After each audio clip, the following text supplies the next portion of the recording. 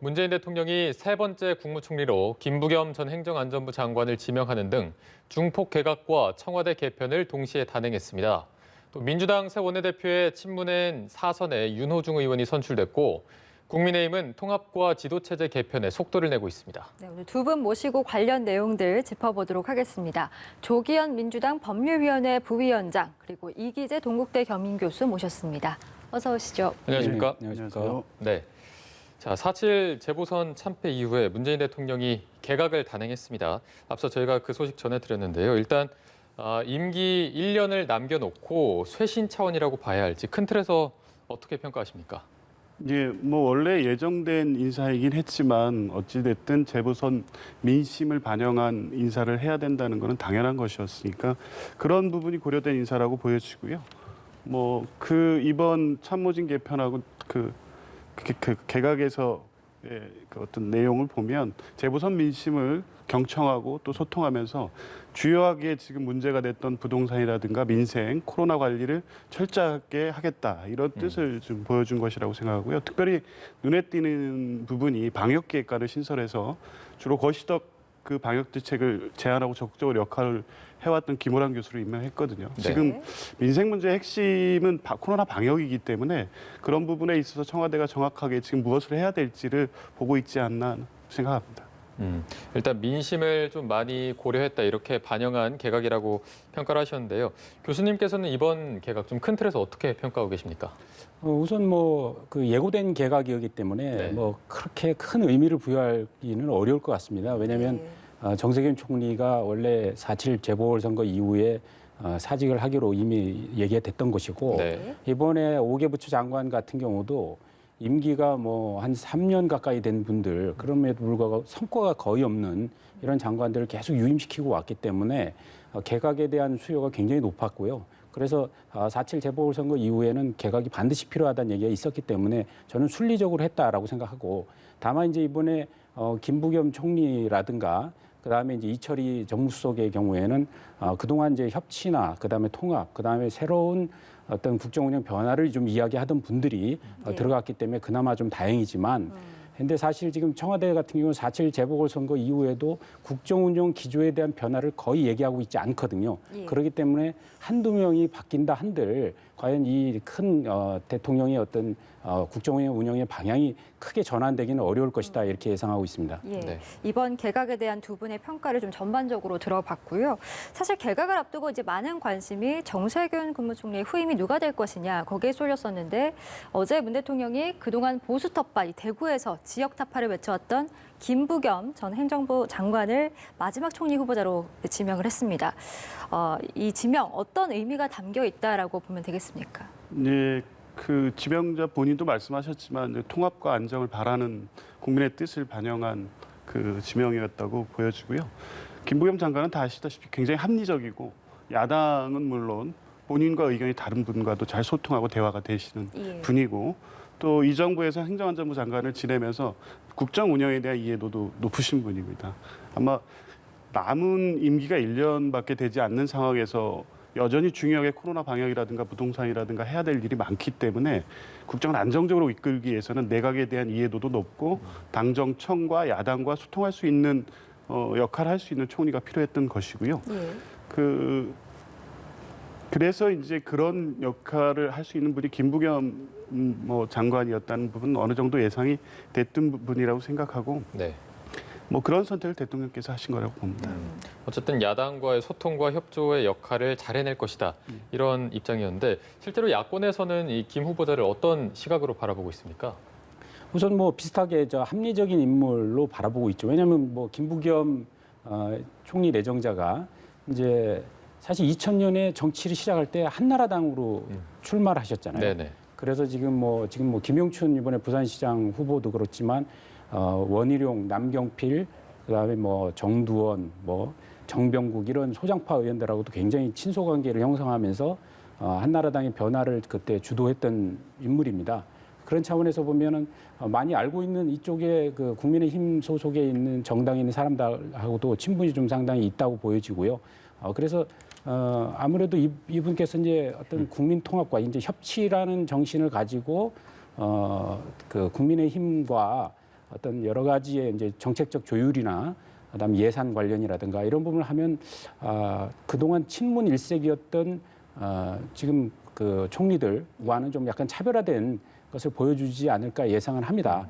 그러나 이제 중요한 것은 사실 총리한테 그 정도 힘을 실어줘야 되는데 과연 집권 말기에 1년 남은 총리가 무엇을 어느 정도 할 수 있을 것인가, 어느 정도 역할을 할 수 있을 것인가에 대해서는 좀 더 회의적이라고 볼 수밖에 없습니다. 실제로 국정의 운영 전체를 보면 총리실보다는 청와대의 주도성이 강하고 예. 그다음에 이제 정당의 주도성이 강한데 정당 같은 경우 이번에 원내대표 윤호중 원내대표가 당선됐지 않습니까? 그러면 청와대가 국정 운영 기조를 안 바꾸고 그다음에 정당은 더 강성적 기조를 띈다면 총리실이 할 수 있는 역할이 굉장히 제한적이거든요. 그런 측면에서 보면은 오히려 김부겸 총리가 마음고생을 심하게 하지 않을까 이런 생각도 우려를 해봅니다. 네. 자, 그렇다면 이제 정세균 전 총리는 이제 네. 대선 레이스에 본격 합류하게 됐는데 사실 여권에서 지금 이재명 경기도지사와 이낙연 전 대표가 최근에 여론조사에서 그 양강 구도가 조금 흔들리는 모습을 보였는데 정세균 전 총리가 대선에 합류하게 되면 좀 어떤 역할을 하게 될 거라고 보십니까? 글쎄, 아직까지는 이제 대권 레이스가 본격화되기 전이니까 네네. 예. 주로 이제 이재명 지사나 이낙연 그 총리의 전통적인 이제 지지하시는 분들 중심으로 해서 여론이 형성돼 있는 것이고요. 이제 그 당 대표가 선출이 되고 그 대선 후보 선출 과정에 가면 이런 여론도 이제 재편될 수밖에 없다. 특히 민주당의 권리당원이 한 80만 명이 됩니다. 근데 네. 아직 재보궐 선거 이후에 어떤 분이 차기 후보가 돼야 될지에 대한 어떤 판단들은 여전히 유보돼 있거든요. 지금 지지율은 상당한 변화가 있을 수도 있고 뭐 비슷하게 유지해 가면서 될 수도 있지만 아직 지금 드러나 있는 여론조사만을 가지고 향후 대권 후보가 누가 될지를 예측하기는 좀 어렵다고 보여집니다. 네. 예. 어제 이제 청와대 비서진 개편도 함께 이루어졌는데 신임 청와대 정무수석의 이철희 전 의원이 발탁이 됐습니다. 그간 좀 비문 인사로 이제 분류가 돼 왔고 여권을 향해서도 다소 쓴소리를 해왔기 때문에 민심을 수습하고자 한 인사였다 이런 평가도 나오고 있는데요. 뭐 기대하는 역량을 좀 발휘할 수 있으리라고 보십니까? 그러니까 이철희 그 신임 정무수석 같은 경우는 사실 쓴소리를 많이 해왔고 그다음에 지금 이번에 이제 취임 일성으로도 아닌 경우에는 노라고도 대답하는 예. 참모가 되겠다라고 이야기를 했는데 저는 그렇게 할 거라고 생각합니다. 그런데 문제는 이제 정무수석이라는 위치가 청와대에서 이제 그 일을 해보면 느낄 수 있는 건데 사실은 정무라는 영역 자체가 하게 되면 엄청난 역할을 하고 또 고유한 역할이 또 없다면 없는 겁니다. 우선 정무수석의 가장 중요한 역할 중에 하나는 여야의 협치를 주도하는 역할이 있는데 그러면 이제 그 야당과의 관계를 원활하게 풀어야 하거든요. 예. 근데 지금 이제 아까 앞서 말씀드렸다시피 원내대표가 강성이고 이번에 민주당의 당대표 선거를 하고 있지만 굉장히 강성 친문이 당선된다라고 했을 때 정무수석으로서의 입지는 좁아질 수밖에 없고요. 또한 두 번째 역할은 각종 정책이나 인사에서 정무적 판단을 추가해서 즉 정무적 판단이라는 것은 민심을 대변해서 아닌 건 아니라고 얘기할 수 있는 부분이어야 하는데 예. 그런 부분에서 과연 그 지금 문재인 대통령의 핵심 측근도 아니었던 사람이 들어가서 그런 각각의 정책적 판단에 입장을 얘기할 수 있겠느냐 이런 문제에서 볼 때는 그 이철이 정무수석 자체는 뛰어난 분이실지 모르겠으나 전체의 권력의 일부에 편입돼서는 제 역할을 못할 가능성이 높고 그런 면에서 보면 본인이 사실 정치권하고 거리를 두면서 이번에 정치 자체를 그러니까 부끄럽다고 하면서 출마도 포기하셨던 분인데 예. 이 마지막 1년 남은 청와대에 들어가서 거의 난파선 같은 청와대에 들어가서 꼭 들어가야 했는지 이런 부분에서 사실 좀 아쉬워하는 사람들이 사실 많이 있습니다. 네. 사실 이번 개각과 연결돼 있는 부분이 문 대통령의 국정 지지율도 함께 좀 살펴볼 수가 있을 것 같습니다. 최근 갤럽의 여론조사를 보면 문 대통령의 국정 지지율 긍정이 30%를 기록하면서 3주 연속 취임 후에 최저치를 경신을 했습니다. 그렇다면 이번 개각이 어떤 반전의 모멘텀이 될 수 있을까요?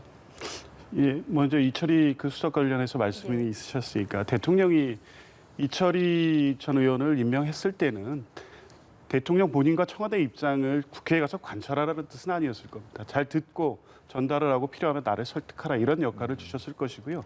그런 역할에 대한 기대가 있고 그런 그 역할을 하실 분이라는 걸 알기 때문에 임명하셨다고 보여지고 그래서 그런 우려는 없다고 보여지고 이제 조금 전에 또 이제 그 관련해서 말씀하시면서 난파선이라고 했는데 물론 대통령의 지지율이 떨어진 건 맞습니다만 지금 청와대가 흔들리거나 레임덕 상황이 아니거든요.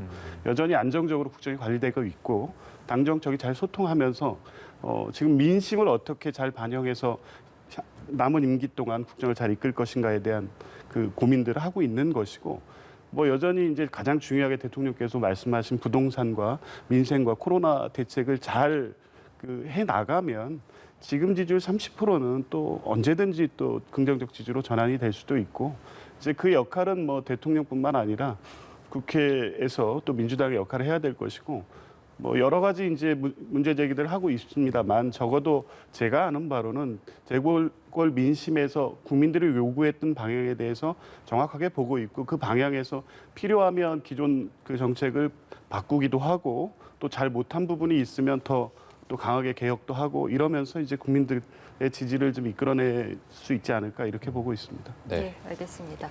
4.7 재보궐선거 참패 이후 이제 민주당의 쇄신을 이끌어가게 될 새로운 원내대표에는 윤호중 의원이 당선이 됐습니다.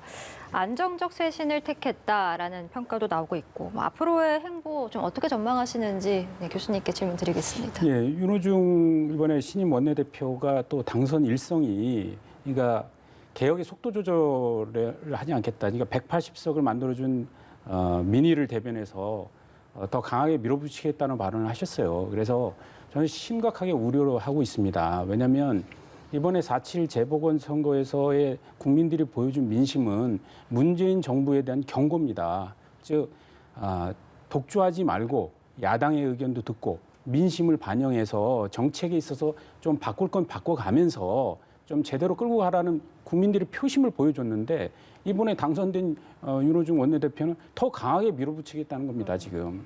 그래서 그러면 과연 여야 협치가 이루어지겠느냐. 즉 지금 상임위원장도 거의 지금 민주당이 다 독식을 하고 있는 상태인데 그러면 이번에 뭔가 민심을 반영해서 다시 좀 제대로 협치를 하자. 그래서 원래대로 국민의힘의 어떤 민심의 지분만큼 상임위원장을 다시 배분한다든가 혹은 여러 가지 어떤 협치에 대한 방법을 제시해야 되는데 지금 굉장히 강성적 발언하시는 분이 됐기 때문에 앞으로 국회가 더 시끄러워지면 시끄러워지지 저는 협치가 이루어질 것 같지 않다 이렇게 생각을 하고 이러한 우려를 사실 국민들이 더 많이 보내고 있다. 그리고 아까 그 정책 얘기하셨는데 사실 문재인 정부가 좀 정책 변화를 해야 됩니다. 왜냐하면 국민들의 목소리가 이미 부동산 민심을 서울시장 선거에서 얘기했지 않습니까? 그럼에도 불구하고 여태까지 내놓았던 24개 정책, 즉 수요를 억제하려는 정책들, 대출 규제라든가 뭐 여러 가지 정책들에 대해서 각종 규제들 그대로 놔두고 오로지 지금 이사 공급 대책만 얘기하고 있거든요. 이사 공급 대책이라는 거는 결국 공공주도의 공급인데 공공으로 무조건 공급하겠다는 것에 대한 시장에서의 반응은 싸늘합니다, 현재. 그래서 그 부분에 대한 것. 그다음에 전월세 그 임대차 3법에 대해서도 그 부작용을 어떻게 치유할 것인지에 대해서 국민들이 목소리를 내고 있는데 그에 대한 아무런 기조의 변화 없이 그런 상태에서 강성인 친문 원내대표가 등장하고 또 이번에 뭐 당대표 선거가 이제 진행 중입니다만 강성인 당대표가 들어선다면 과연 그 국민들이 원하는 민심을 이 정부가 반영했다고 얘기할 수 있는지 저는 되묻고 싶습니다. 네. 되물으셨기 때문에 또 이게 예. 민주당 얘기니까 한번 위원장님 말씀을 들어보겠습니다. 지금 이제 강성이다. 또 개혁을 강조했던 부분이 주로 이제 보도되면서 그 기존의 당 운영과에서 크게 바뀌지 않느냐라는 우려를 말씀하시는 건 충분히 알겠는데요. 그 부분을 강조했지만 바꿀 것은 바꾸겠다. 부동산 정책이든 뭐 다른 부분에 있어서도 이 재보궐 민심에 드러난 국민들의 요구를 잘 수용해서 하겠다는 부분도 굉장히 강조해서 말씀하셨어요. 근데 여전히 이제 당의 어떤 내부 분위기도 그렇고 재보궐 민심이 지금까지 해왔던 모든 것을 다 중단시키고 완벽하게 새롭게 하라는 것은 아니라고 봅니다. 여전히 그 총선에서 180을 의석을 줬던 국민들의 뜻도 여전히 있고 그런 부분에 있어서는 그 해묵은 개혁 과제들은 반드시 추진해야 된다는 입장은 또 필요한 것이고요. 그러면서도 그런 부분에서는 강하게 입장을 표현하지만 적어도 정책 부분에 있어서는 유연하게 바꾸건 바꾸고 또 변화시키건 변화시키겠다는 입장도 밝히고 있기 때문에 지금 말씀하시는 그 우려가 그대로 나타나지는 않을 것이다 이렇게 봅니다. 네, 그렇다면 이제 국민의힘 상황도 한번 살펴보도록 하겠습니다. 주호영 권한대행 조기 사퇴 입장을 밝히고 국민의당과 합당을 또 결의를 했습니다. 안철수 대표가 이제 당원들에 대해서 의견을 들은 다음에 다음 주쯤 이제 발표할 거라고 밝혔는데 그 결과를 좀 어떻게 예상하고 계십니까? 우선 국민의힘은 이제 국민의당과의 합당을 공식적으로 이제 결의했기 때문에 자 이제 우리는 합당하자라고 이제 의사표현을 손을 내민 겁니다. 그거에 대해서 이제 안철수 대표 쪽에서 응해야 되는데 이제 그 안철수 대표의 이제 국민의당은 당원들의 여론 수렴을 하겠다라고 하면서 지금 전국 시도당을 돌고 계세요. 그래서 이제 그걸 갖고 이제 다음 주에 어느 정도의 의사표현을 할 거라고 보는데 예. 지금 우선은 안철수 대표가 입장 정리가 좀 아직 명확히 정리되지 않은 게 뭐냐면 본인의 거취와 관련된 겁니다. 예를 들어서 국민의힘에 합당을 해서 당대표 출마를 하고 그 다음에 1년 후에 서울시장 도전을 할지 아니면 대권 행보로 틀어서 다시 대권 도전을 할지 이거의 결정에 따라서 국민의힘과의 통합의 유불리를 지금 저울질하고 계산을 하고 있는 것 같아요. 그래서 그런 문제에 대한 입장 정리가 아직 안 돼 있기 때문에 구체적인 합당에 대한 의사표현이 안 돼 있는 거라고 보고 예.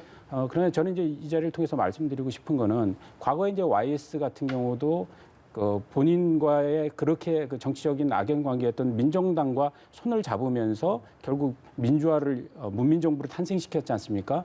그다음에 김대중 대통령도 김종필 총리와 그러니까 DJP 연합을 했고 그런 차원에서 보면 자신의 능력과 힘이 역량이 있다고 판단된다면 같이 합류해서 그 속에서 뭔가 이뤄나가는 것이어야 한다. 계속 링 바깥에서 돌아서는 본인이 원하는 것을 얻을 수 없을 것이다. 그래서 저는 사소한 자기의 정치적 진로의 문제가 있다 하더라도 그것도 다 하늘에 맡기고 정말 국민이 원하는 것은 그다음에 어떤 그 야권을 지지하는 국민들이 원하는 건 문재인 정부 심판 아니겠습니까? 이 전체적인 대일에 동감하기 위해서는 힘을 합쳐야 된다. 그러기 위해서는 통합을 하고 그 안에서 그 후에 자신의 정치적 행보는 그러니까 선공후사의 정신으로 좀 밀었으면 좋겠다 이렇게 생각합니다. 예, 알겠습니다. 그리고 어제 또 김종인 전 국민의힘 비대위원장이 금태섭 전 의원을 만났는데 금 전 의원이 지금 윤석열 전 총장까지 좀 참여할 수 있는 어떤 제3지대 창당을 준비 중이로 알려지지 않았습니까? 일단 김 전 위원장은 제3지대는 없다 이렇게 선을 걷는데 이걸 좀 어떤 의미로 받아들여야 하는지. 예. 김종인 위원장은 뭐 이번에 그 서울시장 선거 때도 그랬고 그 전부터도 계속 그 제3지대에 대해서는 부정적인 분이십니다. 오랫동안 정치를 해왔기 때문에 결국 한국의 정치는 양당 체제로 갈 가능성이 높고 그래서 실체가 없는 제3지대에 매달리는 것보다는 제대로 국민의힘의 자강을 주장했던 분이고 그런 차원에서 이제 그렇지만 이제 금태섭 의원 같은 경우는 생각이 좀 다르시죠. 그래서 근데 금태섭 의원 같은 경우는 민주당에서 사실 박해받고 나왔다는 브랜드 하나 갖고 있는 것인데 지금 그거 가지고 본인이 국민의힘에 들어와서 뭘 해나갈 수 있는 여건은 안 되거든요. 그렇기 때문에 제3지대에서 윤석열 전 총장과 김종인 위원장 이렇게 연결해서 뭔가를 해보려는 시도를 하는 거지만 김종인 위원장 같은 경우는 그거에 저는 응할 거라고 보지는 않고요. 예. 더 중요한 거는 김종인 위원장이든 금태섭 의원이든 간에 제3지대의 주체는 아닙니다. 지금 제3지대가 있을 수 있느냐 없느냐의 문제는 결국 윤석열 총장한테 달린 겁니다. 윤석열 전 총장이 어디다 텐트를 칠 거냐에 따라서 그게 제3지대가 실체적인 상황으로 갈 것인지 그렇지 않은지를 결정하는 것이기 때문에 두 분이 저렇게 회동을 해서 그게 제기될 수 있는 상황은 아니라고 생각합니다. 네. 아까 여권 상황을 한번 여쭤봤기 때문에 이번에는 야권 상황, 현재 말씀해 주신 합당 문제는 어떤 제3지대 논의 어떻게 바라보고 계십니까? 지금 저 합당 문제는 이제 쭉 변수가 이제 안철수 대표겠죠. 근데 본인이 생각하는 어떤 정치적 방향이 있기 때문에 그 유불리에 따라서 셈법이 복잡하실 것 같고요. 이제 저희가 적어도 제가 아는 한 현재로서 어떠한 행보를 할 것이다를 예상하기 참 어려운 분이라 뭘 말씀드리기는 어렵고 김종인 위원장 같은 경우에 그런 말씀을 하시는 게 저는 이해가 됩니다. 왜냐하면 지금까지 대선에서도 그렇고 주요 선거에서 뭐 총선에서 일부 승리한 경우도 있습니다만 3세력이 성공한 사례가 없어요. 그러니까 지금 유력하게 부각되는 후보가 있다고 하더라도 그분을 중심으로 해서 3지대에서 형성이 된다고 하더라도 바로 대권에 성공할 가능성이 없다는 걸 누구보다 잘 아시는 분이기 때문에 이제 그런 말씀을 하시는 걸로 보여지는데 어떤 보관은 있으신 걸로 보는데 그게 뭔지는 모르겠습니다. 근데 적어도 최근에 표현하시는 말씀을 보면 국민의힘으로는 안 된다는 생각은 분명해 보입니다. 네, 알겠습니다. 네, 알겠습니다. 오늘 두 분과 함께 정치권 소식 이야기 나눠봤는데요. 조기현 민주당 법률위원회 부위원장 그리고 이기재 동국대 겸임교수 고생해 주셨습니다. 네, 오늘 말씀 고맙습니다. 고맙습니다. 네, 감사합니다.